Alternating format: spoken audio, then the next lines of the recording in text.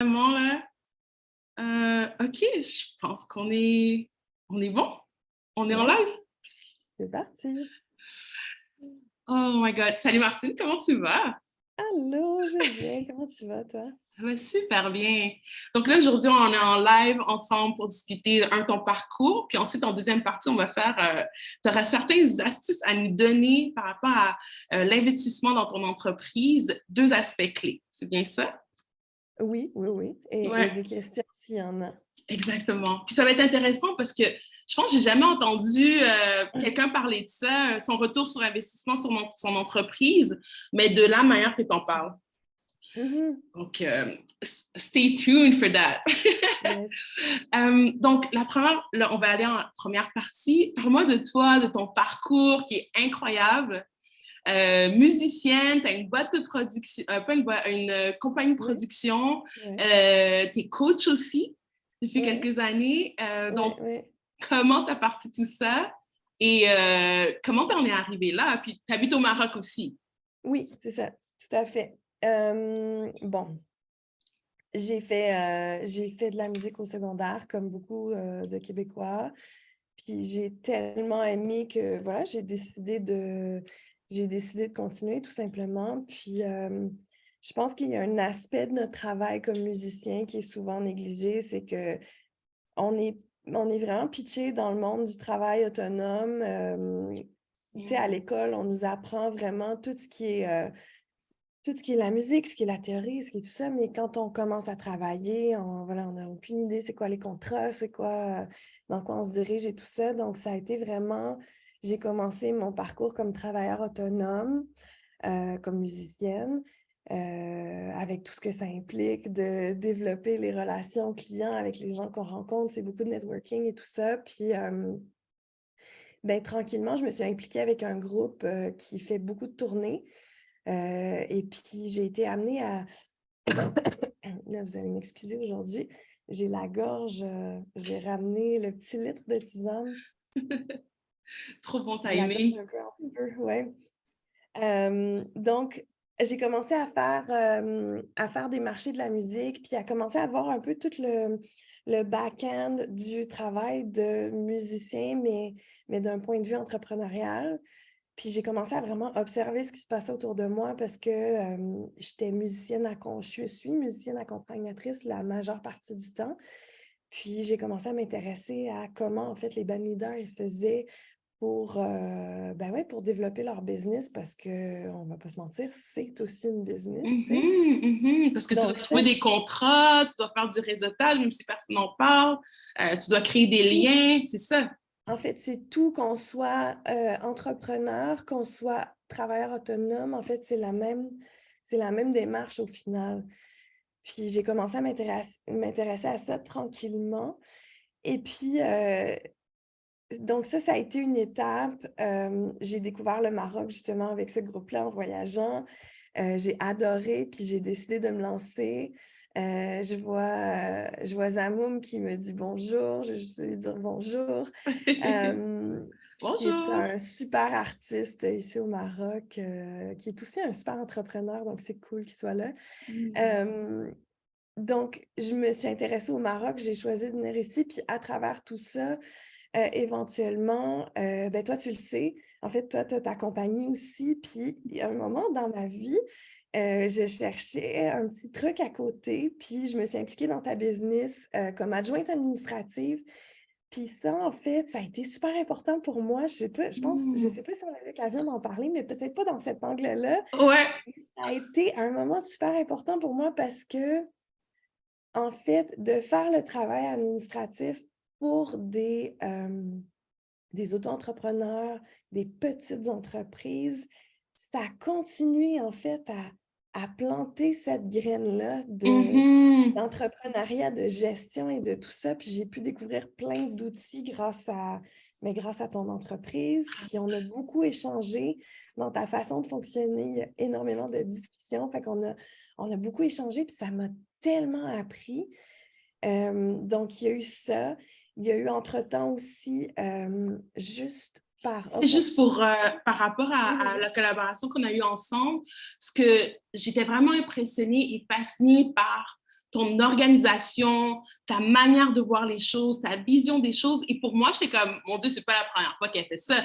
Tu avais beaucoup d'expérience là-dedans, puis tu as amené beaucoup à... Puis, tu sais, pour donner un contexte aux gens qui nous écoutent, les clients, c'est des travailleurs autonomes, c'est des gens qui sont structurés, c'est des consultants, c'est des gens qui travaillent dans, c'est corporate, tu sais.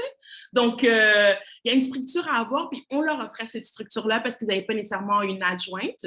Donc, ils avaient besoin de quelqu'un pour aller à un autre niveau. Donc, nous, on crée toute la structure pour eux, puis c'est ça que tu faisais pour eux, tu étais leur bras droit, cordeau, adjointe. Nous, on parle d'adjointe, mais c'était beaucoup plus que ça. Il y en a qui c'était la première fois qu'ils avaient leur quelqu'un dans l'équipe, donc on leur apprenait, puis jusqu'à maintenant aussi, aller à un autre niveau, tu sais.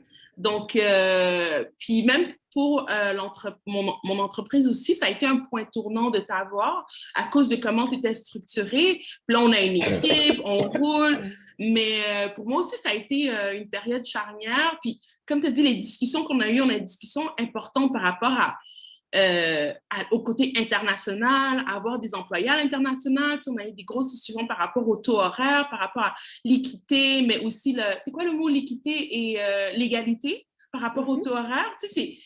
C'est deux mondes.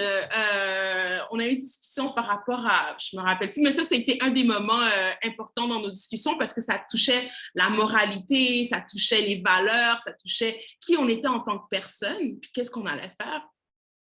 Puis c'est avec tout ce qui se passe, Internet, ben c'est des questions que j'ai dû me poser que je pensais jamais que j'allais me poser, tu sais.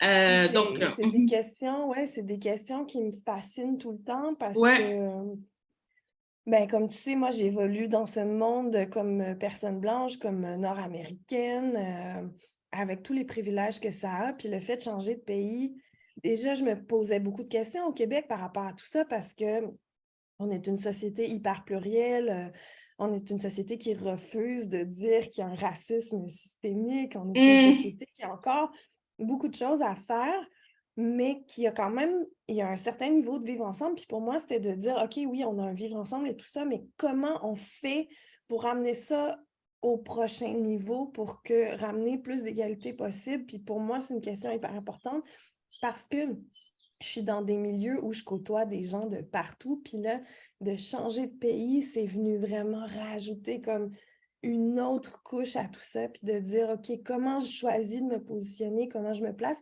puis dans l'entreprise que j'ai créée, fait que ça a été plein d'affaires qui se sont chevauchées, tu sais, quand j'étais dans ton entreprise, j'ai remarqué aussi que les gens se confiaient énormément à moi, que les gens me demandaient beaucoup de conseils, mais au niveau... Les clients, right? Les clients, ouais. Puis là, je me suis dit, OK, il y a quelque chose de cette facilité de communication qu'il y a avec les clients que je peux peut-être utiliser, puis d'où le mentorat qui est sorti aussi par la suite quand j'ai quitté ton entreprise. Puis la compagnie de production aussi que j'ai fondée au Maroc, ça, c'est né d'une opportunité qu'on avait à la base d'avoir accès à un lieu. Puis finalement, moi, je me suis retrouvée un peu à être une des rares Québécoises au Maroc, à travailler dans la culture au moment où le Québec puis le Maroc ont signé une entente bilatérale. Fait que là, ça a fait qu'il y a plein d'opportunités qui sont venues vers nous, puis on a continué à travailler dans ce sens-là. Puis aussi avec cette vision-là de ramener des artistes ensemble, de créer des ponts entre les cultures, puis aussi de travailler sur la mobilité des artistes. On sait que nous, en tant que Canadiens, on est hyper choyés avec un passeport qui nous permet d'aller où on veut presque, très facilement, alors que les artistes marocains qui sont ici, qui veulent travailler à l'étranger, qui sont invités dans des festivals, c'est tout autre chose. Fait que nous, ça nous permet de continuer à se positionner là-dedans. Fait que je dirais que dans mes trois business, si tu veux, il y a toute cette approche de la culture, il y a toute cette approche de la transmission, puis il y a toute cette approche aussi de réflexion par rapport à l'égalité, par rapport à ce que moi je peux faire, comme je suis capable, quand je suis musicienne, qui j'engage, quand je suis mentor, comment je vais transmettre cet empuissancement, cet empowerment, comment je vais le transmettre pour que chaque personne puisse devenir autonome puis confiante.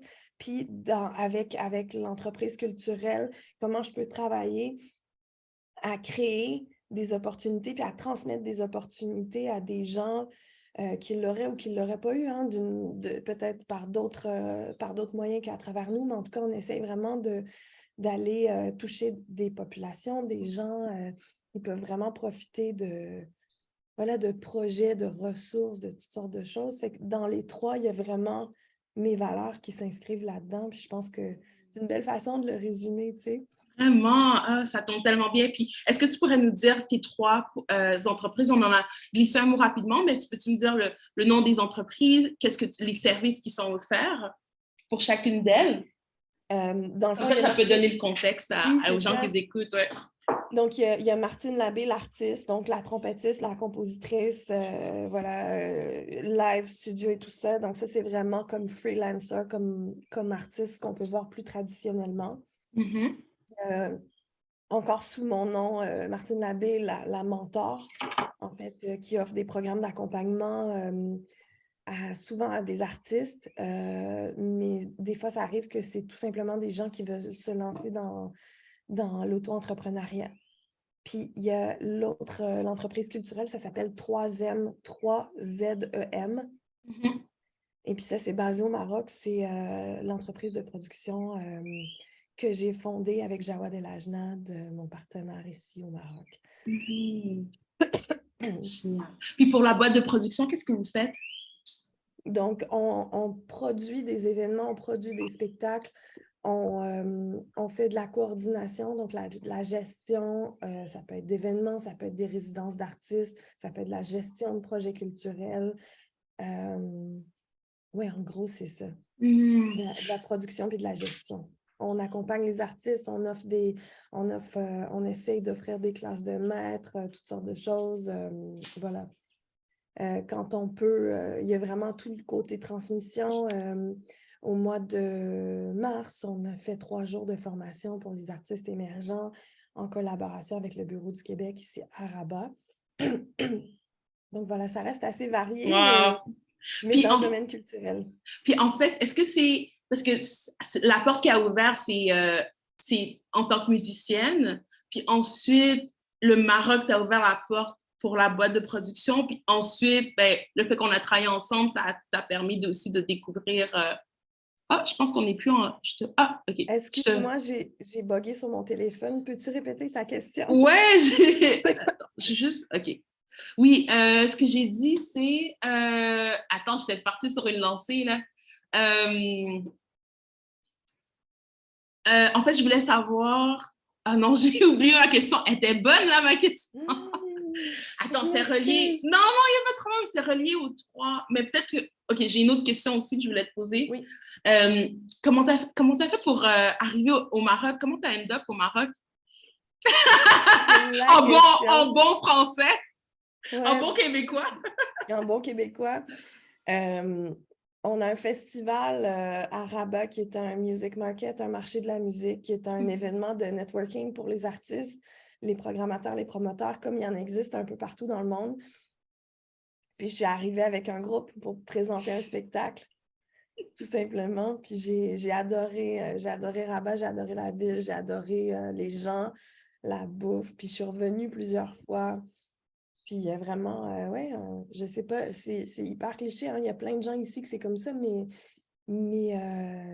l'espèce de coup de foudre pour la place, le sentiment d'être bien, puis d'avoir envie rapidement, quand je me suis installée, j'ai eu envie de participer à l'écosystème culturel. Tu sais, rapidement, j'étais genre, ah ouais, il y a de la place, on peut faire des trucs, cette espèce d'ouverture aux opportunités. Il y a beaucoup d'étrangers qui ressentent ça ici. Alors que parfois, pour les gens qui sont nés au Maroc, c'est plutôt l'inverse. Le sentiment est plutôt l'inverse. Ça dépend vraiment des personnes. Hein. Je fais des grosses généralités, mais... Puis aussi dans quelle situation tu es aussi ou dans quel domaine que tu es. Oui, voilà. Exactement. Puis c'est aussi tes la aspirations nouveauté. sécuritaires. C'est Oui, aussi l'aspect de nouveauté. Je veux dire, t'es là, tu vois des opportunités, t'es comme la manière que, ouais, ton je pense background que, aussi. je pense que parfois, de se déraciner, pardon, de changer de contexte, parfois, ça fait que tu vois les choses, ça te fait changer de perspective automatiquement, puis des fois, ça prend juste ça Mm. pour démarrer, initier quelque chose, puis là, tu es parti dans ce truc-là, tu sais.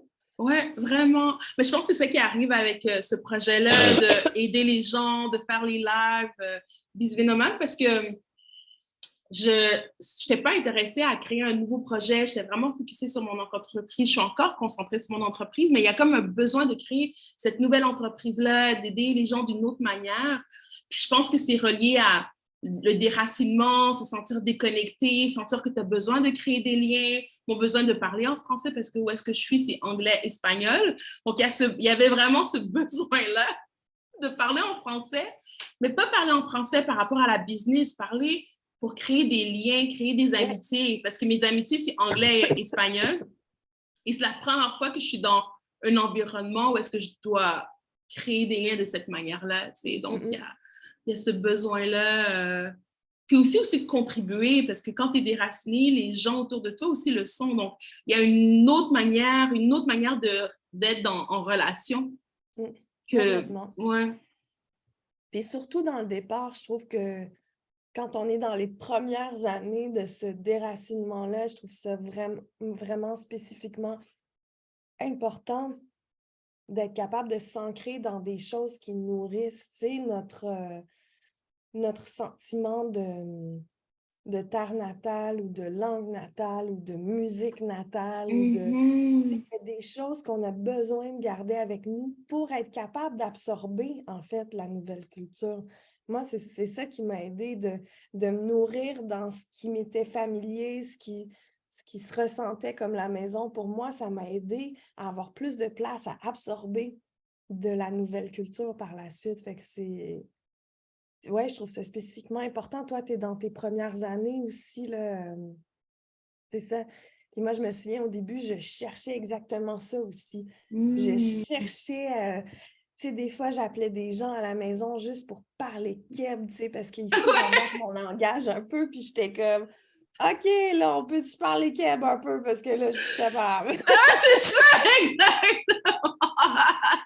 Puis pas que je peux pas le faire, mais souvent, on s'adapte parce que les gens trouvent que le québécois, c'est donc bien drôle.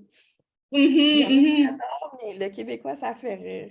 Qu'est-ce que... Puis des fois, ils vont pas nécessairement comprendre ou les mots que tu vas utiliser. Donc, Ouais. puis aussi, c'est pas juste le parler, c'est aussi de l'entendre. C'est aussi que l'autre Oui. personne te comprenne. C'est aussi que l'autre personne trouve que dis pas, ah, c'est drôle comment tu parles ou ton accent, Ouais. il est cute. J'ai pas envie Ah, d'être cute, j'ai juste envie d'être normal. Oui, c'est ça. Ou c'est quoi cette expression-là? Ou Ouais, je sais pas. ouais. De pas se Ouais, sentir dépaysée puis étrangère quand ouais, tu complètement. parles, tu sais. C'est tellement banal, mais c'est ça, quand t'es ailleurs, il y a des besoins que tu as qui, qui, qui apparaissent, tu sais, que tu pensais pas que tu avais. Ouais, puis ça vient juste équilibrer, en fait, ton adaptation. Tu sais, ça vient juste Mm-hmm. adoucir comme les choses que tu as besoin d'absorber, je trouve. Ouais, vraiment, vraiment. Puis j'ai trouvé ma question, euh, comment tu as fait pour transitionner pour avoir ces trois entreprises-là? Parce que c'est pas arrivé d'un coup. C'est simplement qu'il y a eu des opportunités qui ont été créées, je pense. Le fait c'était l'ouverture d'être musicienne, de voyager un peu partout. Tu peux-tu... Dans le fond, tu sais, c'est ça, comme je te disais, en sortant de l'école, quand on veut faire de la musique, on est automatiquement auto-entrepreneur. Fait que ça, c'était Mhm, comme, ça, c'était déjà parti de moi, puis après ça, ça a été le processus de l'intégrer comme étant une entreprise. Tu sais, ça a pris un petit moment, mais ça s'est fait tranquillement au fil des années. Après, ça a été, en fait, quand on cherchait un local de pratique mhm, ici à Rabat, on a trouvé une troupe de théâtre qui était prête à nous prêter, à nous louer. Ils nous louaient, dans le fond, une pièce d'un riad. Donc, c'est une maison où est-ce qu'il y a une cour intérieure au centre. Des fois, c'est couvert, des fois, c'est ouvert. Puis autour, il y a des pièces. Ils nous louaient une pièce, puis ils nous prêtaient en même temps l'air commune. Puis mhm. comme eux, c'est une troupe de théâtre, ben, il y avait déjà un stage puis des estrades pour le public. Fait que là, on s'est dit, ah, mais là, on va mettre de l'argent pour le local de pratique, mais là, on a accès à ça. On va. Moi, les jams, ça me manquait. Les jams à Montréal, on peut être dans des jams presque tous les soirs si on veut. Moi, je voulais, tu sais, je cherchais en fait ces lieux où les artistes se rencontrent, puis j'ai vu qu'il n'y avait pas trop. Il y avait des petites initiatives, mais c'était sporadique un peu. Puis j'ai fait, ah, OK, je vais faire un jam. Je vais partager comment moi j'ai appris. Fait que là, on a commencé comme ça. Puis là, on s'est dit, ah, mais on va en faire profiter aux autres. Fait qu'on va dire, ah, telle bande, est-ce que vous voulez venir jouer? Tu sais, on va faire des soirées. Puis là, le fil en aiguille, les gens entendent parler de nous. Puis là, on a dit, OK, là, ça commence à ressembler à quelque chose. On va s'enregistrer. OK, on fait la paperasse. Puis là, les Québécois, tu sais, ah, Martine, j'ai un ami, tu le connais-tu? Non? Ah, mais c'est pas grave, il s'en vient au Maroc, tout seul, il aimerait ça jouer, tu peux-tu y trouver un band? Oui, oui, pas de problème, donne-lui mon numéro. Puis là, de fil en aiguille comme ça, les gens se sont mis à savoir que j'étais là, que je faisais des liens entre les gens. Puis là, comme je te disais, genre dans les 6 mois après qu'on ait enregistré l'entreprise, on a su, je pense que c'était en train de se faire en même temps, tu sais, une espèce de distance à vie extraordinaire que le Québec puis le Maroc est en train de signer une entente bilatérale sur l'économique, le culturel, sur plein d'affaires. J'étais comme, OK, c'est bien. Puis l'opportunité qu'on a qui est cool, c'est que moi, je suis québécoise canadienne, je travaille avec un Marocain.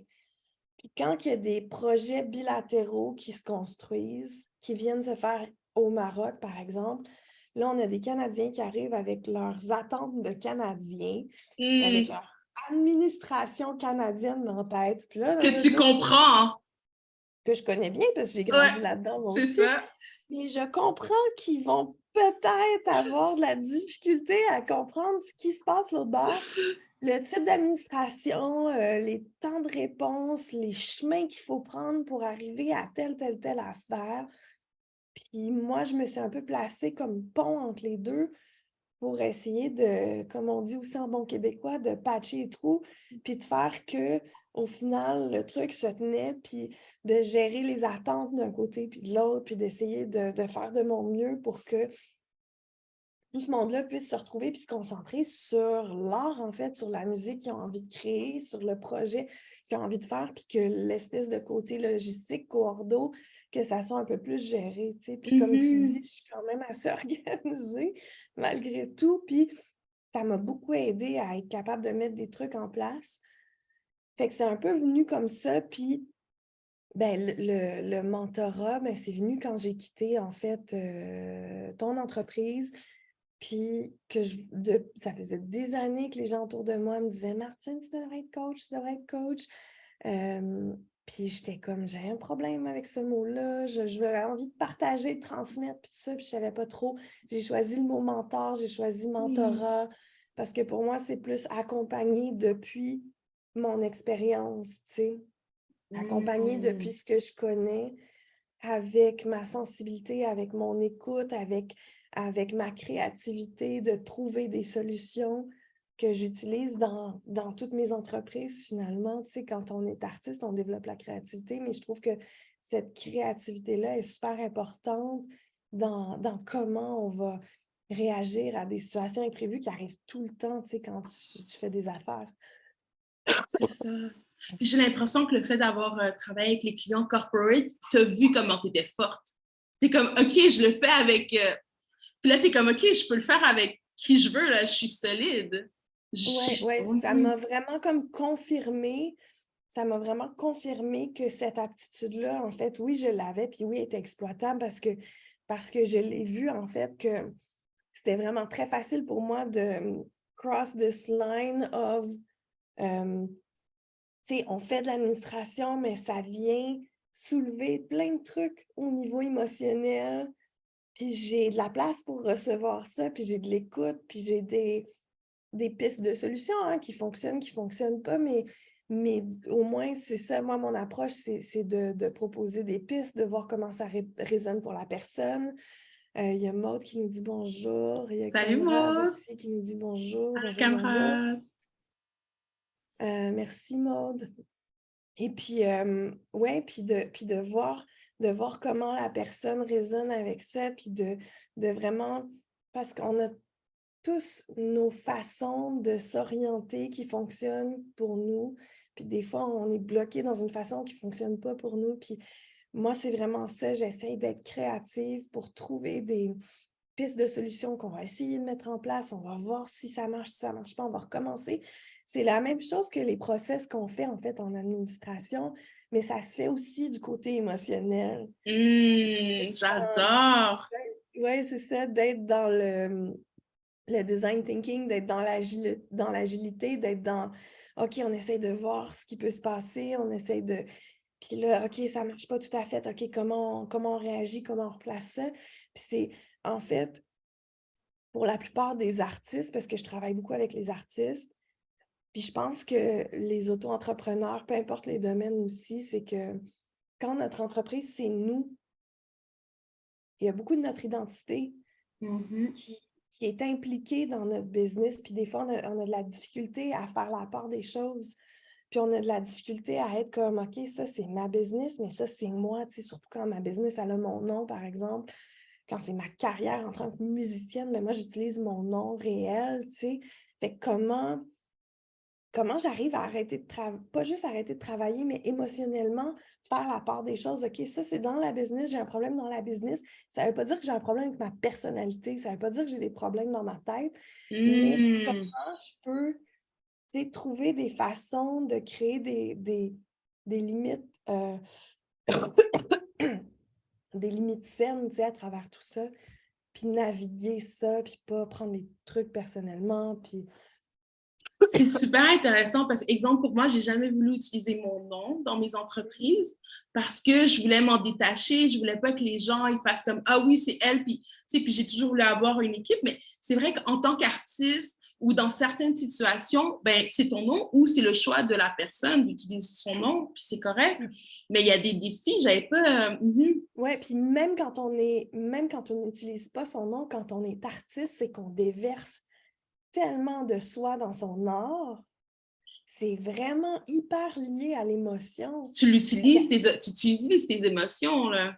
Tout le temps. Fait même quand tu n'utilises pas ton nom, c'est tellement proche de toi, c'est difficile de faire la part des choses des fois, puis de prendre du recul, puis d'avoir de la perspective. Tu sais, comme toi, tu l'as dit, déjà, tu n'as pas donné ton nom, mais aussi, ça reste, c'est de l'administration. Tu sais. C'est ça. Ça reste quand même quelque chose Il y a une qui est séparation, là. Oui, c'est ça. Imagine que, tu sais, dans ta pratique à tous les jours, c'est que tu déverses de toi dans ce que tu fais à tous les jours, encore et encore et encore et encore. Ça devient dur des fois de créer ça, puis c'est important de créer cette distance-là, puis d'avoir de la perspective des fois, puis de dire que quand il y a un truc qui marche moins bien, ben c'est pas grave, puis comment je rebondis, comment je mets des choses en place pour prendre soin de moi, pour être capable d'être dans une productivité de création. Ça aussi, c'est compliqué. Parce que, tu sais, quand c'est de la mine, bon, j'ai mes heures à faire, je m'assois devant l'ordi, je fais mon truc, tu sais. Mais quand c'est de la création, ça dépend de mon mood, ça dépend de plein d'affaires. Fait que comment je mets tout en place autour de moi pour être capable de mener une vie, tu sais. Puis moi, c'est ça que je fais maintenant, c'est-à-dire que j'ai une vie d'artiste solo, j'ai une vie d'artiste accompagnatrice, je fais du studio avec des gens, je fais des collaborations avec des gens. J'ai une carrière aussi avec d'autres gens que j'accompagne dans leur process à eux, puis j'ai une business que je roule aussi, puis tout ça, ça a de la place, puis je trouve quand même le temps d'avoir du temps pour moi, pour ma famille, pour les gens que j'aime, comment on fait pour que tout soit à sa place? C'est vraiment comme ce que toi, tu fais dans ton entreprise. Comment on organise tout ça pour que ça roule de façon fonctionnelle, de façon facile, de façon un peu peace, tu sais. Ouais, puis c'est drôle parce que ça avait été une de mes questions, puis j'étais comme ça va être la dernière question avant la deuxième partie, mais c'est justement comment tu fais pour organiser toutes tes entreprises. T'es une personne, mais c'est sûr qu'il y en a que oui, tu as une équipe ou tu as des gens avec qui tu travailles. Il y en a que tu fais de la coordination, mais il y a toi. Tu sais, c'est beaucoup de balles que tu jongles. Mais je pense que ce que tu viens de dire, c'est justement compartimenter, créer des processus émotionnels, mais administratifs aussi. Oui, complètement, complètement. Est-ce que c'est ça? Comment, je sais pas s'il y a... C'est exactement ça. Je pense que déjà, les deux, ils ont pas commencé, les trois, pardon, n'ont pas commencé comme en même temps. Fait que ce qui m'a permis d'essayer des process, déjà, quand j'ai trouvé un process qui fonctionne, bien, quand il y a un autre truc qui commence, bien, je peux l'appliquer puis je peux adapter. Puis c'est vraiment de trouver une façon de s'organiser qui n'est pas un poids, mais qui devient, tu sais, pour moi, de l'administration efficace, c'est une administration que tu vas être capable de faire tes inputs dedans, puis que ça va se faire facilement, puis que quand tu fais tes inputs, ça te donne un sentiment de satisfaction. Ça veut dire quoi, input? Qu'est-ce que tu veux dire, input? De ce que toi, tu nourris dans ton système. Par exemple, je vais l'utiliser parce qu'on en a parlé, mais j'ai un outil CRM de Customer Relationship Management, donc la relation client.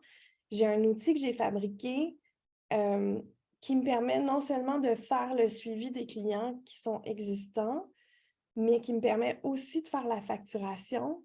Puis là-dedans, j'ai mes trois business. Puis, puis en passant, tout le monde, ceux qui écoutent, puis ceux qui vont écouter en rediffusion, c'est un freebie, ça va être un outil gratuit qu'on va vous offrir, puis vous allez avoir le lien en commentaire. Donc, voilà. Vous êtes chanceux. C'est un outil que j'ai travaillé pendant des années pour arriver à ça, parce que j'avais besoin d'avoir une vue d'ensemble. C'est un outil, en tout cas, je l'explique, mais je suis capable de dire, OK, pour les affaires de musique, où est-ce que j'en suis? Fait que là, je fais juste un petit truc dans la vision tu sais, je fais un groupement, puis là, je vois toutes les affaires de musique, puis là, je vois où les projets sont rendus, puis boum, OK, mais je veux savoir, par exemple, les clients en mentorat, où est-ce que je suis rendue? Boum, je les vois d'un coup. Même chose pour les factures, c'est de m'organiser pour être capable d'avoir des vues d'ensemble, d'avoir des vues d'ensemble très, très, très claires pour chacun des trucs. Il y a un camarade qui veut poser une question. Est-ce que tu peux la taper, s'il te plaît, dans les commentaires d'Instagram? Je vais pouvoir y répondre. Génial, t'es trop bonne là, regardez Instagram et tout. Je jette des coups d'œil, là, j'ai peut-être manqué des trucs, mais j'essaie de jeter des coups d'œil en même temps. Mais c'est ça, c'est vraiment de trouver une façon puis quand je parlais d'input, ben c'est ça, c'est que moi, quand je crée une facture, tout de suite, je vais la mettre dans cet outil-là, fait que ça sort de ma tête. Et ça, c'est satisfaisant.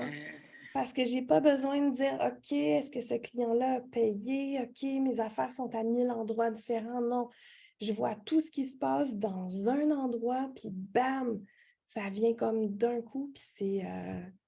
Puis ça te donne une paix d'esprit, incroyable. Puis c'est ça, l'administration, on l'oublie, mais c'est créer des processus pour avoir une paix d'esprit, puis plus casser la tête, parce que ton cerveau, il va juste... ça va juste se rajouter, mais de le poser quelque part. Exactement. Puis là, ton cerveau, il tourne, puis il brûle, tu sais. Exactement ça. C'est ça. Ce que je te proposerais qu'on aille en deuxième partie, est-ce que la question a été posée? Je la vois. La question, elle vient juste d'être posée. Donc, camarade demande, est-ce qu'il y a des labels ou boîtes de production ici au Maroc? Ben, nous, on est une boîte de prod déjà. Il y a quelques labels qui existent. Il y a un outil, en fait, sur Rabat. Je vais essayer de rapidement trouver, puisque je ne me rappelle plus le nom. Je vais juste faire une petite recherche, puis je vais vous dire ça. Donc, il y a un site qui s'appelle Moroccan Music Connect. Donc, vous pouvez aller voir ça, Moroccan Music Connect. Puis là-dessus, il y a un paquet de ressources, de festivals, de professionnels de la musique, d'artistes et tout ça. Puis il faut vraiment regarder c'est quoi les besoins. Donc, quand on est un artiste puis on cherche une boîte de prod ou un label, c'est de se poser soi-même la question, c'est quoi mon besoin? Est-ce que j'ai besoin de financement? Est-ce que j'ai besoin d'accompagnement? Est-ce que j'ai besoin de ressources physiques comme d'un studio? C'est quoi mon besoin? Puis ça aide beaucoup à affiner la recherche en fait qu'on veut faire puis à s'adresser à la bonne personne surtout. Trop Donc, génial. voilà, c'était la question. Génial. Donc, faisons la transition pour la deuxième partie. Donc, c'est quoi le topic de cette partie-là et c'est quoi les deux aspects clés qu'on va discuter? Bon, moi, j'ai pas... Attends, je t'ai perdu sur mon ordi. OK, t'es ici. Oui, je suis là. Donc, par rapport aux entreprises, en fait, moi, j'aime bien faire le rapprochement avec un investissement parce que ça fait plaisir, camarade. Donc, qu'on le veuille ou pas, tu sais, qu'on le voit comme ça ou qu'on le voit pas comme ça, pour moi, c'est un peu devenu une évidence. C'est-à-dire que troisième, quand je l'ai créé, j'avais pas de fonds. Tu sais, des fois, on dit, quand on est un start-up, ça prend un fonds pour investir, pour starter la patente. Puis moi, je me suis dit, OK, si j'ai pas de fonds, ben qu'est-ce que j'ai? Ben, j'ai des aptitudes, puis j'ai du temps. Fait que c'est ça qu'on va investir. Puis après, les fonds, on va les utiliser intelligemment. Là, je me souviens plus là, des deux aspects. Est-ce que tu veux juste me remémorer, s'il te plaît, qu'est-ce que je t'avais dit? Pardon. Il y avait la gestion du risque, mais le premier, c'était quoi? Le premier, Ce que je t'ai dit? c'est... Attends, laisse-moi aller voir. J'ai oublié de les sortir. Non, c'est pas grave. Attends. Normalement, je l'ai ici. Oui, comment choisir ses opportunités? Ouais. Dans la musique, en fait, on le dit comme ça des fois, on dit soit c'est avec des gens que tu aimes et que tu admires, avec qui tu te sens bien, soit c'est quelque chose qui va être payant, ou soit c'est le projet qui t'intéresse vraiment. Ça prend au moins 2 des 3 pour que tu sois bien là-dedans.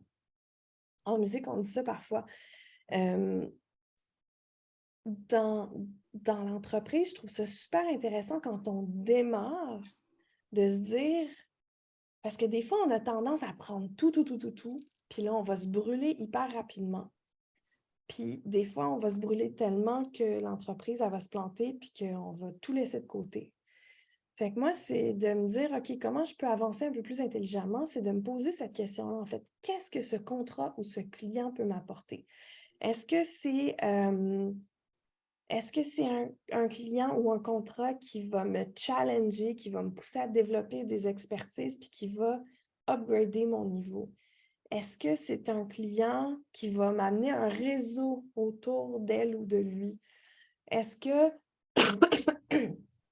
c'est un client qui m'amène une stabilité économique parce qu'il m'achète quelque chose dans le temps, dans la durée? Puis à ce moment-là, oui, vas-y. Mais qu'est-ce que ça te permet, le fait de poser cette question-là? Est-ce qu'après, ta relation avec ton client change? Est-ce que ta perception de lui ou tes actions vont changer selon ces questions? C'est un peu ça que j'allais dire. Pas tant ma relation avec cette personne-là, mais admettons qu'il y a un, tu sais, puis ça nous arrive tous, là, admettons qu'il y a un client avec qui je m'entends un peu moins bien. Mais c'est le client qui va m'apporter une stabilité économique dont j'ai vraiment besoin en ce moment pour starter mon entreprise. On va dire que je suis au début. Bien, juste de réfléchir, de prendre la décision consciente de me dire, OK, cette cliente-là, mettons, ce client-là, c'est un peu plus dur la relation, mais il m'apporte quelque chose de super important. Fait que j'ai beaucoup de gratitude pour cette personne-là. D'être mon client, ma cliente à ce moment-ci de mon parcours. Bien, ça va m'amener de la patience. Je comprends. Même si c'est plus difficile au niveau de la relation. Puis à chaque fois que je vais perdre patience, je vais me dire, mais attends, rappelle-toi qu'il t'amène la stabilité dont tu as besoin en ce moment. C'est intéressant parce que pour moi, je dis toujours comme, c'est pas parce qu'un client te ramène de l'argent que c'est un bon client. faut que tu Absolument regardes pas. d'autres, c'est ça, il faut que tu regardes d'autres aspects, justement. Est-ce que c'est la stabilité? Est-ce que c'est la relation? Est-ce que c'est... Tu sais, donc, c'est intéressant si tu l'amènes avec ces 3 questions-là. Peux-tu Est-ce les... que, est-ce que le fait d'avoir ce client-là sur ton CV, ça va faire comme boum? Tu sais, il y a ça aussi des fois. Moi, après on en fait ce qu'on en veut, mais moi, j'ai déjà joué avec des artistes qui sont des gros noms, puis c'est des gens avec qui je me suis tellement pas bien entendue que j'ai même skippé leur nom, même si c'est des super gros noms, tu sais. Mais quand les gens me posent la question, oui, j'ai déjà joué avec ces artistes-là, tu sais.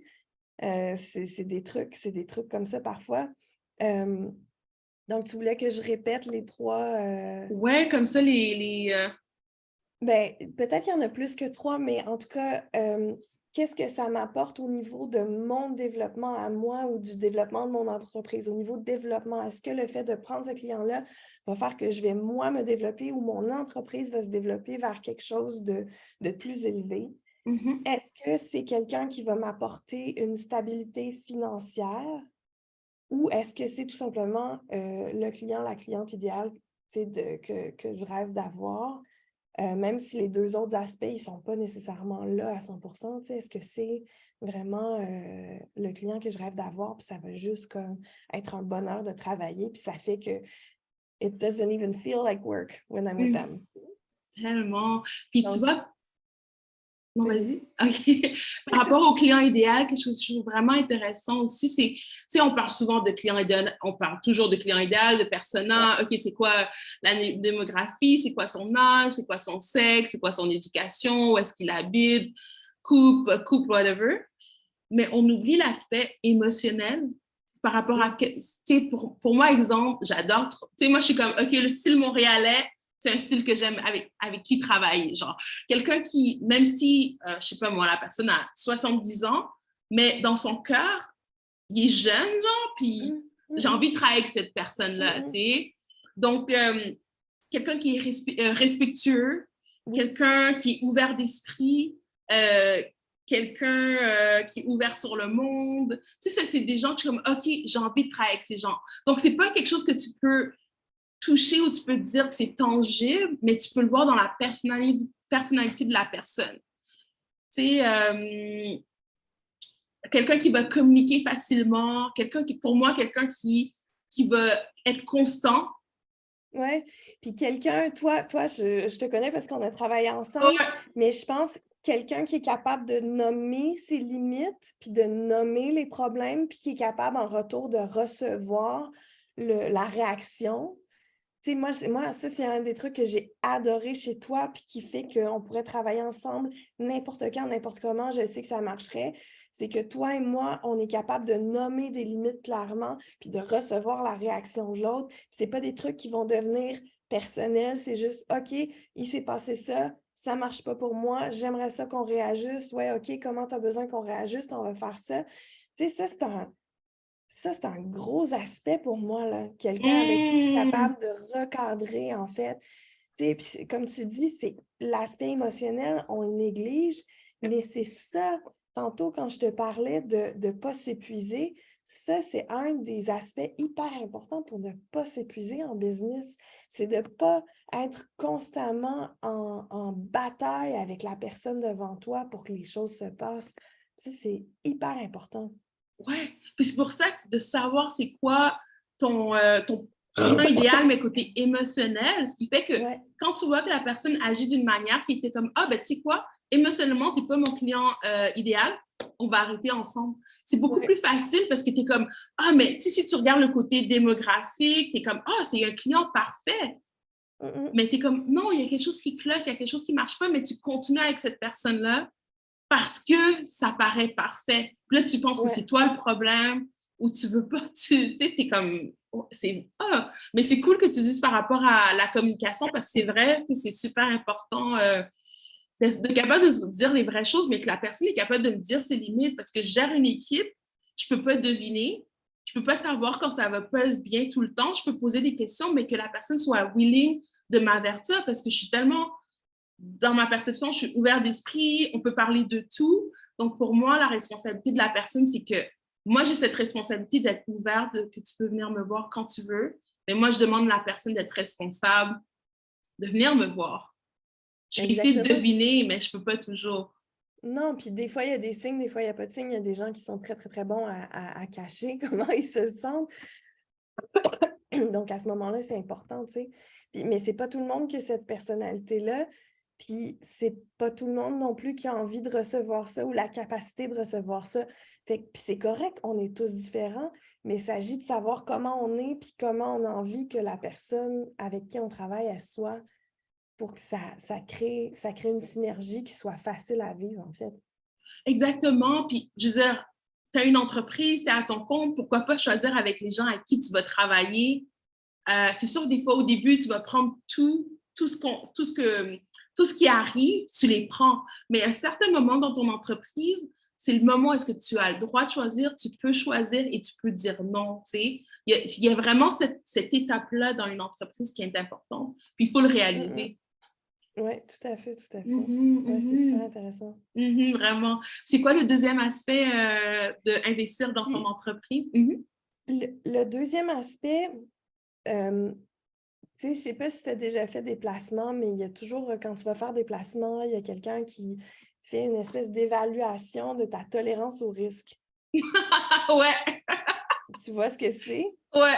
Puis là, ils sont comme, je peux pas te commencer dans celui-là parce que tu as l'air bien tolérante au risque, mais en fait, on place jamais les gens dans les trucs à risque élevé parce que... non, non. Mais ça, c'est une gestion du stress, en fait. Puis, Mhm. tu sais, on a parlé de ce que je peux investir dans ma business en termes de temps, en termes d'énergie, en termes d'argent. Mais il faut apprendre à se connaître soi, puis apprendre à connaître sa réaction au risque. Parce que des fois, l'opportunité, elle semble extraordinaire, mais le niveau de stress que ça va m'amener, est-ce que je vais être capable de le gérer? Mhm. Ou Mhm. est-ce que je suis rendue là? Est-ce que c'est too much pour moi? Est-ce que ça va me faire freaker? Ou est-ce que, au contraire, ça va me challenger, puis je vais l'accepter? Puis c'est vraiment d'être honnête avec soi-même, puis de se dire, tu sais, si c'est de l'argent que j'ai à investir, est-ce que je suis game de mettre tout cet argent-là, puis de me dire, peut-être que je vais la perdre? Si c'est du temps que j'ai investi, est-ce que je suis game de passer 5 ans de ma vie à travailler dans mon affaire, puis peut-être que ça ne donne pas de résultat? Mais si j'y crois, puis que je m'en fous, puis que j'ai une tolérance à dire, si je perds ces 5 années-là, ça ne sera pas grave, j'aurai appris des affaires, ça veut dire que j'accepte le risque.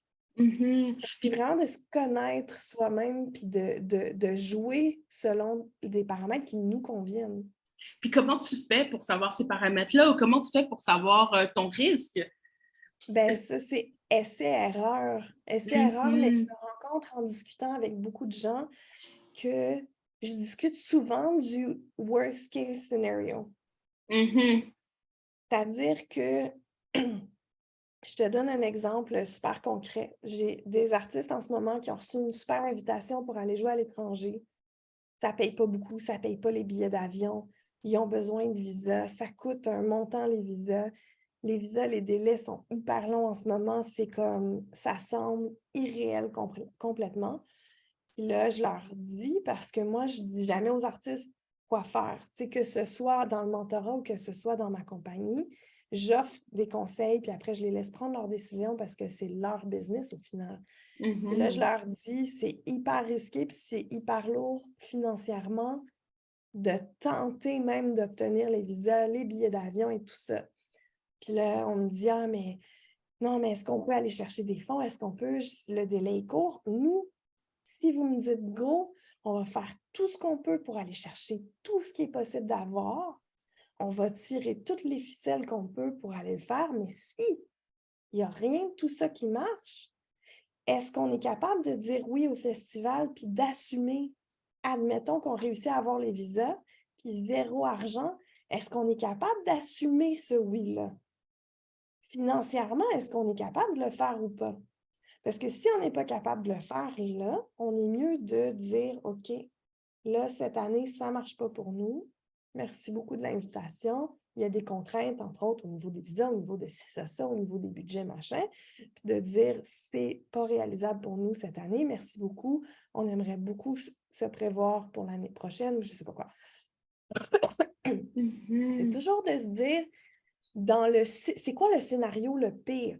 Le scénario le pire, c'est que, par exemple, je me donne 5 ans. Je me donne 5 ans dans ma business pour voir où est-ce que ça va aller. Si au bout de 5 ans, le scénario le pire, ben, j'ai pas fait d'argent, est-ce que je suis capable de l'accepter? C'est quoi le scénario le pire? Est-ce que je suis capable de vivre avec ou je vais me sentir comme un déchet humain? Est-ce que au niveau du mindset, je suis capable de dire non, je ne suis pas un déchet humain, j'ai essayé quelque chose, j'ai fait de mon mieux pendant ces 5 années-là, j'ai appris plein de choses, je me suis pété la gueule, c'est cool. Maintenant, je suis prête à aller vers d'autres choses. Mais dans le pire scénario, là, est-ce que je suis prête à le concevoir et à l'accepter dans son entièreté? Après, personne ne veut que ça soit le pire scénario. Mais en se posant cette question-là, ça me permet d'évaluer juste ma réponse, mon stress response. Tu sais, quand je me dis, OK, si je passe 5 ans à nuit et jour avec là-dedans, puis ça ne marche pas, puis que ton corps il est de même, puis tu es en train de faire une crise de bacon en terre, ben peut-être que c'est too much. Peut-être qu'il faut que tu revoies comment tu t'investis. Est-ce que tu vas faire un temps partiel pendant 5 ans? Est-ce que tu vas garder un autre job on the side? Est-ce que si, est-ce que ça?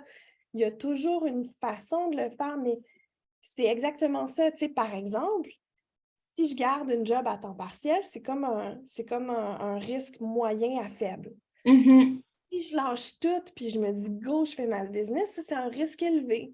Mais si de faire ça, ça me fait capoter, ben peut-être que moi, j'ai besoin d'un investissement à risque moyen à faible, ou est-ce que je me garde une job à côté. Le résultat, comme les investissements financiers, le résultat, il ne va pas arriver aussi vite peut-être, mais moi, je vais me sentir beaucoup mieux dans mes baskets. Je ne vais pas péter de câble, je vais avancer à mon rythme, je vais aller chercher l'aide que j'ai besoin, tu sais, en coaching, en soutien administratif, en soutien marketing, en tout ce que tu veux, mais je vais le bâtir tranquillement, je vais avoir l'argent pour le faire. Tu sais, c'est ça que je veux dire dans la gestion du risque. Il faut que je me connaisse, il faut que je m'évalue moi-même. Comme si j'étais quelqu'un à l'extérieur de moi puis que je me disais, OK, es-tu prête à faire ça vraiment? Ou ça te fait battre bébé?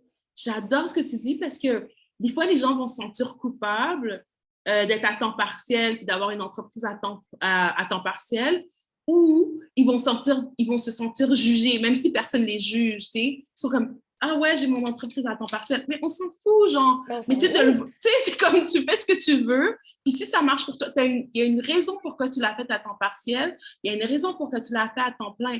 Mais de le voir comme un investissement, j'adore. Puis c'est un investissement à haut risque, modéré ou très faible. Tu sais, quand j'ai parti, en fait, puis je riais aussi à cause du truc de péter ta gueule.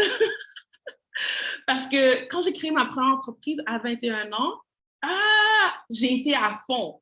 La deuxième aussi, la troisième aussi, mais parce que je suis prête à gérer les risques. Comme pour moi, là, j'y vais à 100% parce que je savais que, genre, moi, c'est tout ou rien, puis je n'étais pas capable d'avoir quelque chose à côté parce que sinon, je ne vais pas m'investir. Je vais m'investir sur le truc à temps plein. Donc, j'ai trouvé des moyens de diminuer le risque en ayant des subventions, par exemple, en étant soutenue, en prenant du coaching. J'étais comme, il faut que je fasse de l'argent le plus rapidement possible parce que je suis à haut risque. Puis, je ne veux pas retourner chez les parents. Je peux péter ma carte de crédit, par exemple. Tu sais, donc, c'est comme, OK, même si je suis à haut risque, ben, c'est quoi les actions que je vais prendre comme mon investissement, quand tu mets à la bourse, ben, j'ai un buffer. Si le montant, si je suis en train de crasher, après un certain montant, ben, je veux que mon argent sorte. Tu sais, je vais mettre une alerte, puis ça va sortir automatiquement. Tu sais. Donc, j'aime. Ouais, j'aime ça. C'est exactement ça. Puis, tu sais, ton buffer, c'est à toi de le déterminer. Tu sais, peut-être tu as un plan sur 5 ans, puis là, tu te dis, mettons qu'après 2 ans, je n'ai pas atteint ce niveau-là, je dois revoir mes affaires, tu sais. C'est un peu de faire ce travail-là comme on ferait en faisant un investissement, tu sais, de dire, OK, c'est quoi les paramètres dans lesquels je me sens confortable d'avancer, tu sais, c'est vraiment ça. Puis tu vois, par exemple, Moi, là, mon objectif, c'était de vivre dans le sud. En fait, c'était pas de vivre dans le sud, c'était de voyager. J'ai créé mon entreprise pour voyager. Mon entreprise, whatever ce que je faisais, c'est ça. Donc, j'ai créé toute l'entreprise autour de ça. Avoir une équipe, c'était pour ça. Parce que j'étais comme, si j'ai une journée où est-ce que je vais aller au whatever, là, faire une expédition, ben, je veux que mes clients soient bien servis, même si je vis la vie que j'ai envie, tu sais, ou créer des processus pour que les choses roulent sans que je sois là. La seule raison, c'est que je voulais avoir une journée libre pour faire mes affaires ou que s'il y a un rush, une urgence, puis que je suis au bord de la plage, ben, que je ne sois pas en rush pour courir à la maison pour répondre aux clients. Tu sais, c'est quelque chose que c'est pas ça que j'avais envie de. C'est pas le rêve que j'avais envie, tu sais. Mais pour moi, j'étais comme, je vais tout faire pour y arriver. Ça me prenne 2 ans, 5 ans, 10 ans, 15 ans. Ça m'appelait tellement que j'allais tout faire. Mm-mm. Toi, est-ce que toi, c'est quoi qui fait que Ben, c'est quoi le risque que tu es prête à prendre ou le risque que tu as été prête à prendre? moi, j'ai beaucoup fait de travail à temps partiel on the side. Parce que ça, j'ai développé une accoutumance à la prise de risque. Mais ça a été tout un travail pour moi déjà quand j'étais vers la fin de mes études, j'ai vécu une période de précarité où j'ai fait du dumpster diving pour me nourrir. J'étais dans les banques alimentaires et tout ça. Puis moi, je pense que j'avais besoin de ça pour comprendre que peu importe ce qui arrivait, même si je me plantais, j'étais capable de survivre. Moi, je suis quelqu'un qui a besoin de vivre les choses. Fait que ça, je me suis rendue jusque-là parce que j'étais comme, OK, j'essaye, puis je vois jusqu'où ça peut aller, tu sais. C'était une période compliquée pour moi, puis je l'ai vécu. Puis là, c'est à ce moment-là où j'ai dit, OK, là, je l'ai vécu, je l'ai fait, c'est bon. Maintenant, je vais checker ma relation à l'argent. Ça, c'est aussi tout un autre aspect. Puis c'est ça qui a fait que j'ai commencé. Puis moi, j'ai jamais eu peur de faire tout et n'importe quoi quand j'avais besoin que les coffres se renflouent. Puis moi, avec mon partenaire, ben, c'est un peu ça je suis arrivée au Maroc. Lui, il m'a dit, inquiète-toi pas, moi, je travaille, fais tes affaires. Génial. Ça, c'était comme le plus gros cadeau qu'on pouvait me faire. C'est la première fois de ma vie que je me faisais dire ça. Fait que j'avais pas à m'inquiéter pour mes besoins primaires. Puis là, il est arrivé un moment où c'est lui qui avait plus ce job-là. Puis j'ai dit, you know what? C'est à mon tour. Tu l'as fait pendant super longtemps, c'est à mon tour. Puis c'est là, j'y ai dit, je m'en souviens comme si c'était hier, j'ai dit, je vais me trouver quelque chose en ligne au Canada. J'ai même pas eu besoin de chercher. Même pas eu besoin de chercher. J'ouvre Facebook, Westphalie, je cherche quelqu'un pour ma business. J'étais genre, allô? Puis j'ai même pas cherché. C'est vraiment un truc Wow! incroyable. J'adore! Puis j'étais comme, Martine, tu fais ça? OK, essayons. J'étais comme, je ne l'ai jamais fait en ligne, mais j'ai travaillé dans tellement de petites business dans ma vie. Je sais que je suis organisée. Je sais que j'ai des skills de base, que, tu sais, je connais mon cerveau, comment il fonctionne. Je sais que je suis capable de faire ça. Puis bam, ça a super bien marché. On a échangé, j'ai appris plein d'affaires. Ça m'a fait découvrir d'autres affaires. Puis c'est Il pour faut ça, qu'on moi aussi. dise aux gens qui écoutent aussi, là, c'est quoi, il y a 4-5 ans? C'est 2-3 ans, c'est 2 ans avant le COVID? Non, non, non, c'était juste avant le C'est COVID. juste avant le COVID. C'était en décembre 2019. OK, puis là, Décembre 2019. puis le COVID est arrivé en mars. Ouais. Puis, tu sais, en fait, pour que les gens sachent, mon entreprise, j'avais tout structuré pour qu'ils soient en ligne. Donc, toute l'équipe était en ligne. Il n'y avait pas de. C'est pas comme, le COVID est arrivé, puis là, on structure le truc en ligne. Tous les systèmes étaient là. Ouais. Puis, on était déjà à distance. Ça me dérangeait pas que tu étais au Maroc. C'était comme, oh, man! C'était conçu comme ça. Puis ça, c'est Ouais. incroyable aussi parce que déjà, Parce qu'il n'y ça avait nous pas a... d'opportunité comme ça avant. Non. Puis moi, ça m'a été super utile pendant le confinement, évidemment, mais c'était comme... Puis c'est ça, à un moment donné, j'ai appris à faire confiance puis à me dire, c'est pas grave, en fait, si j'ai besoin de travailler à côté. Puis justement, le fait de dire à mon partenaire, OK, c'est cool, c'est à mon tour, j'ai travaillé avec toi, ça nous a permis de vivre très bien pendant le confinement. ça m'a permis d'apprendre un paquet de trucs, de vraiment toucher à cet aspect-là de mentorat qui devenait de plus en plus présent, de structurer encore plus ma pensée au niveau de la mine, que ce soit de projets. Il y a des trucs que j'ai appris chez des clients qu'on avait. Il y a des trucs que j'ai appris chez des clients qu'on avait dont je me sers encore, puis c'est des outils que je partage avec les gens en termes de rentabilité de projet, de gestion d'argent, de tout ça. Ça m'a hyper appris. Donc, il ne faut pas avoir peur des fois de dire, moi, je te dirais, j'ai une tolérance au risque moyenne. Je ne suis pas quelqu'un, je dis ça, tu sais, les gens, ils me voient, puis non, mais tu as changé de pays, mais non. Mais j'ai toujours mes petites bouées, puis au moins, si ce n'est pas dans la vie réelle, c'est dans ma tête, j'ai mes sorties de secours. C'est calculé ton risque. C'est calculé. Je suis partie au Maroc, les gens me disent, oui, mais si ça ne marche pas, ben, un billet d'avion, ça reste un billet d'avion. Je me suis toujours arrangée pour avoir une carte de crédit qui couvrait au moins le billet d'avion. J'adore. Advienne que pourra, s'il faut que j'achète un billet d'avion ce soir, je vais le faire. Puis d'ailleurs, j'ai fini par le faire. L'année dernière, j'avais postulé pour une audition à LA dans une grosse prod en me disant, bon, on va voir ce qui arrive. Puis là, ils m'ont dit, j'ai reçu l'email le jeudi soir qui disait, t'es en audition lundi, tu viens-tu? Puis on était encore dans les périodes de vaccins de nana. Fait que là, il me reste, tu sais, j'ai pris ma journée de vendredi pour me gérer. J'ai pris l'avion le samedi. Quelque part dans la journée, j'arrivais le dimanche. Puis l'audition, c'était le lundi. Tu sais, puis j'étais allée la faire. J'ai pas eu le truc. Mais c'est malade de juste le faire. Mais c'était incroyable. Mais Ouais. c'était incroyable de juste le faire. Puis ça m'a mené à d'autres choses par la suite. Je suis repassée par le Canada, j'ai touché à d'autres opportunités, j'ai fini par faire de la tournée, par enregistrer avec des gens.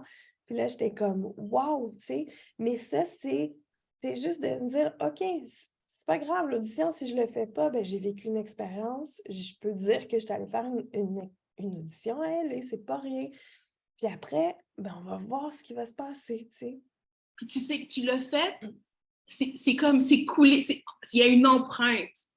Là, maintenant, là, tu sais que tu as fait ça, il y a d'autres choses qui vont arriver, puis tu sais que tu es capable de dire oui, tu sais. Wow.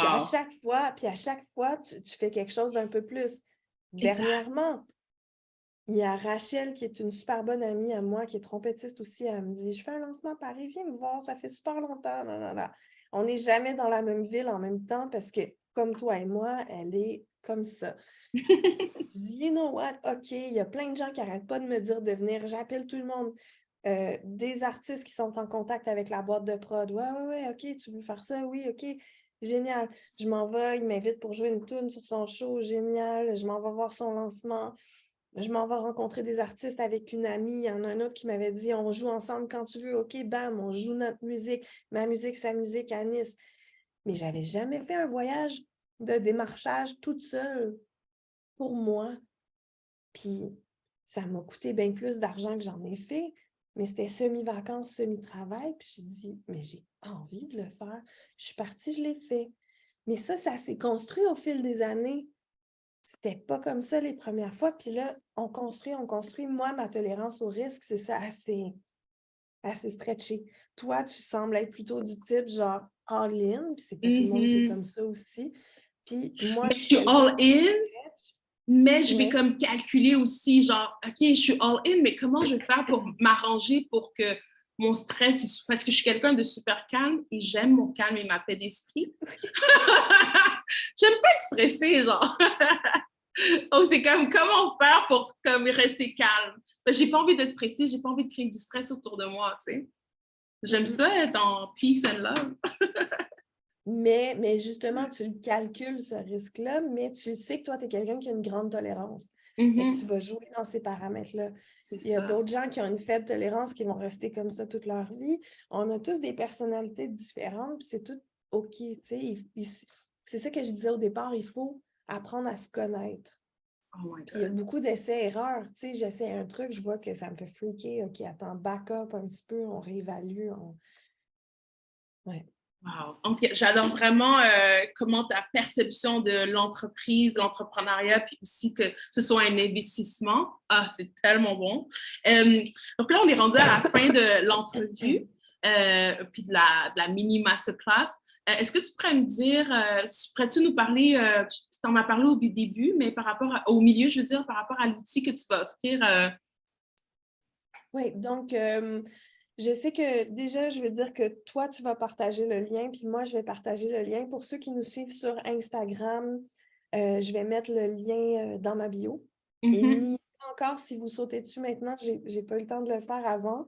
Je vais le mettre dans les minutes qui suivent, dans les minutes après le live, je vais l'updater. Je vais le faire sur Facebook aussi live. Puis aussi, il va y avoir la vidéo sur YouTube, puis il va y avoir sur Instagram et Facebook. Donc, ce Génial. sera On va partout. mettre les liens partout. Puis tes réseaux sociaux aussi, on va les mettre aussi. Les gens Super, puissent te merci. suivre. Pardon. Donc, l'outil, c'est l'outil que j'utilise depuis plusieurs années, que j'ai un peu façonné pour qu'il fonctionne pour moi. Je l'ai fait sur Airtable, qui est une plateforme qui existe, une version gratuite. Moi, je suis sur la version gratuite. C'est amplement pour les besoins, pour mes besoins à moi.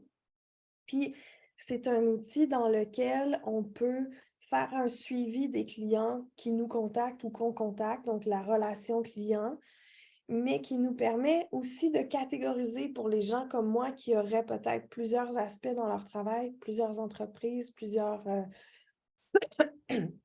les artistes, souvent, ils vont faire du live, ils vont avoir des élèves, ils vont avoir... tu sais, même quand on est juste artiste, il y a plusieurs catégories de travail qu'on fait. Ça permet de faire aussi un suivi donc de qui ils sont, de où est-ce qu'ils en sont dans le processus, des interactions. On peut se mettre des alertes, des petits reminders dans le calendrier, des actions qu'on veut prendre pour faire ces suivis-là. Puis, il y a aussi toute une page qui sert à la facturation.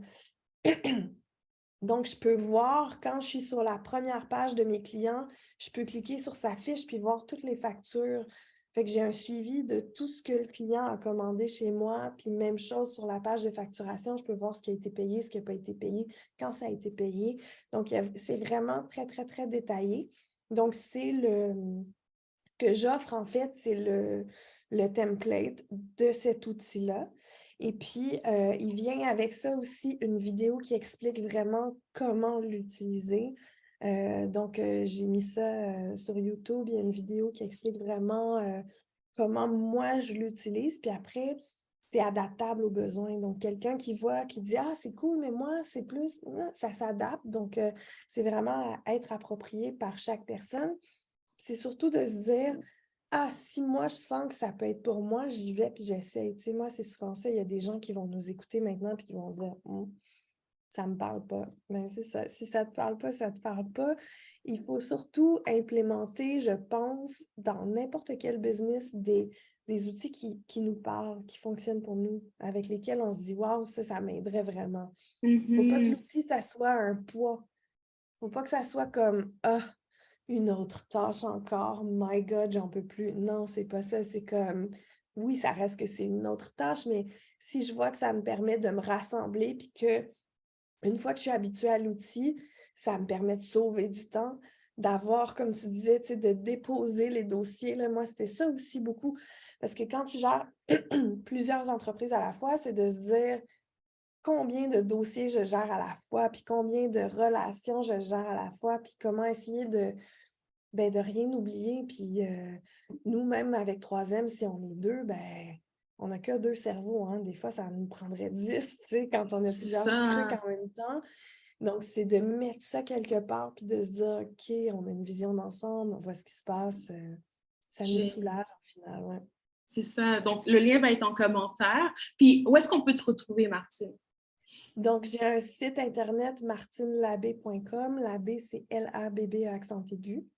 Et puis, sur la majorité de vos réseaux sociaux préférés, c'est Martine Trumpet. Ou si vous cherchez Martine Labbé, vous allez me trouver aussi. Sur toutes les plateformes de streaming, il y a ma musique aussi. J'ai fait une super playlist Spotify dernièrement avec tous les trucs sur lesquels j'ai joué. Donc, si les gens veulent découvrir un peu d'autres styles de musique, pareil sur YouTube, j'ai une playlist qui s'appelle Collaboration. Donc, on peut voir divers projets que j'ai faits.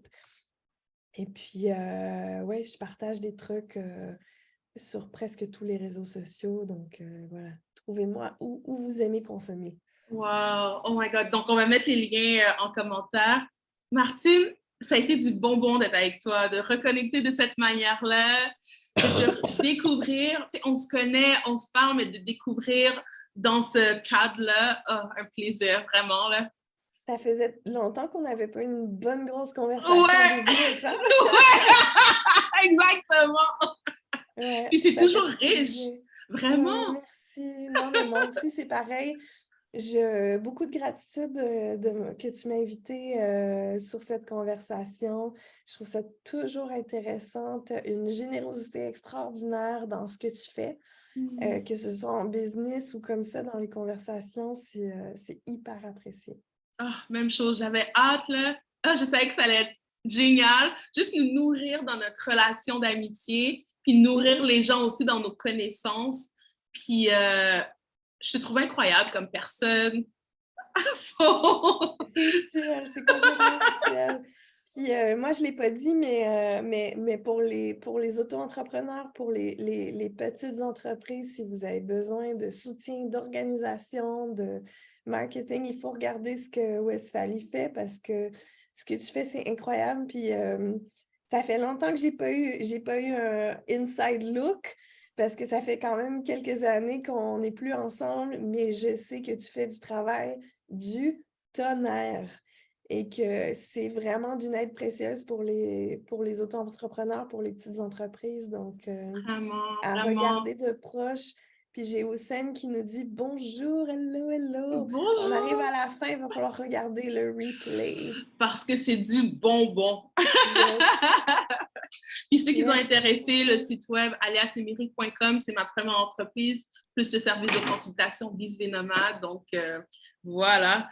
Merci, Voilà. Martine. Merci à toi, salut, ça fait trop plaisir. Puis Même chose. j'espère à une prochaine conversation comme ça Ah, bientôt. je pense que oui, c'était trop le fun. Ouais. La prochaine fois, c'est moi qui t'invite. Tu me disais de Ouh, restarter mes lives, on fera ça. je suis prête quand tu Yes, veux. yes, yes. Passe une belle soirée. Pour toi, il est 4 heures, Il est 5 5 heures? heures. Il est 5 C'est heures. 5 heures. Ouais, Bon c'est bon. après-midi, ok, c'est pas si pire. Moi, il est 10 heures. Oui, c'est ça. Bonne journée à toi. Merci. Bye.